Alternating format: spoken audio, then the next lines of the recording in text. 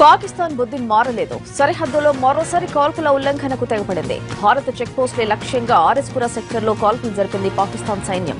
అప్రమత్తంగా ఉన్న భారత జవాన్లు గట్టిగా బదులిచ్చారు. 36 గంటల్లో పాక్ కాల్పుల విరమణ ఒప్పందాన్ని ఉల్లంఘించడం ఇది 5వసారి.